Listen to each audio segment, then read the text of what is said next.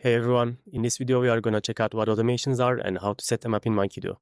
If you haven't heard about Monkedo, you can watch our intro video to learn more about what it is and what it can do. Monkedo is a platform that lets you create automations to automate your work without needing any programming skills. Only thing you need to do is to create a free account on monkedo.com. After that, you will see the automations page. Click on the Create Automation button. It will open the automation editor. An automation consists of components that are executed in order. You can think of them as the Lego blocks that you can use to build your automation.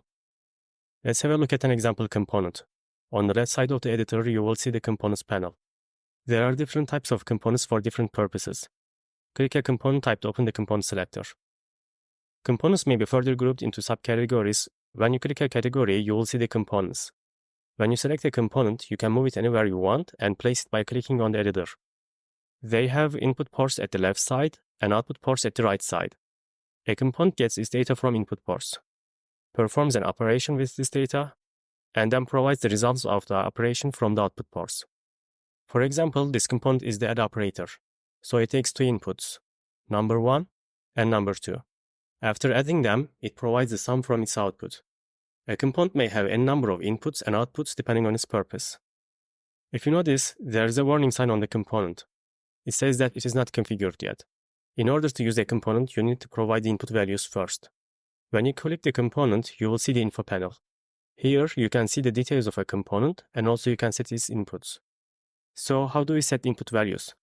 An input can take its value in two different ways. First one is to provide the value in the info panel. The second way is to connect the output of another component. You will see a switch on each input to select which way you want to use. Currently, the switch is on and the input expects its value from another component. Because of that, you will see an input port on the component block. When you click the switch, the input port is removed and an input box is shown in the info panel. As an example, I will enter some numbers, and when all inputs are provided, the warning sign disappears and the run button is shown in its place. Now the component is ready to be used. When you click the run button, the component runs and the result is shown in the info panel. If you want, you can select the configuration tab, change values, and try again. All run results are listed here, so if you want to inspect the results of previous runs, you can do it here. Now let's connect this component to another one. For this, I will add the multiply component to the editor. I will connect the add component to one of the inputs of this component. Click and hold the output port, and then drag it onto the input port. When you release the mouse, the connection is created. Let's multiply the previous component's result by 10. Again, when all inputs are ready, the component can be run. Now we learned the basics. Let's use some app components. But before that, I need to remove the components in the editor. To delete a component, click it and then press backspace or delete key.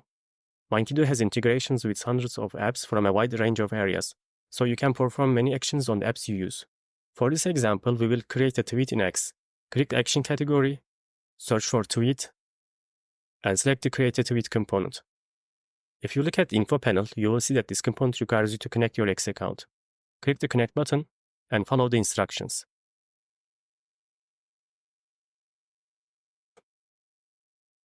After that, you need to provide the inputs. I will enter the tweet text from the info panel. My first tweet with monkedo.com. Also, there is another input, but you can see that this input is optional. You can skip optional inputs if you don't want to use them. If you want, you can run the component immediately, but I want to show you how to save and run the entire automation in a single click. So far we saw the action components. Let me show you the trigger components. If you click the trigger category, you will see the component selector again, but this time with trigger components. Trigger components start the automations. They are the entry points of the automations and they determine when the automation should run.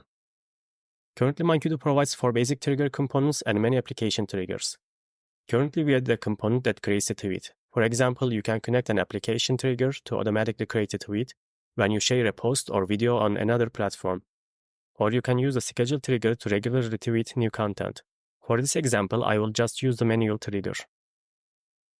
Now, I need to connect the trigger to the action component. However, you will notice that the action component has no input ports. This may happen when all inputs are set to be provided from the info panel. If the component needs to get an input from previous component, you can switch the input source so that you can get an input port. But in this case, component actually does not require any input from the previous component. So what you need to do is to add an activation input. This creates a dummy input port that is just used to connect components to each other.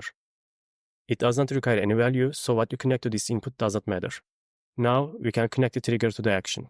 This is it. Our automation is ready to be saved. Give it a name, and click the Save button. Since we use a manual trigger, you will see a Run button on the automation. Automation will run whenever you click this button. Now let's check our X account. We can see that the tweet is created successfully. Creating an automation is that simple in Monkedo. You can create many automations for different purposes and manage them in the automations page. If you have any questions, feel free to ask. In the next video, we will learn about how to create an automation that will work automatically when an event happens. Please give a thumbs up to support us and subscribe to our channel to learn more about automations. Thanks for watching. See you in the next video.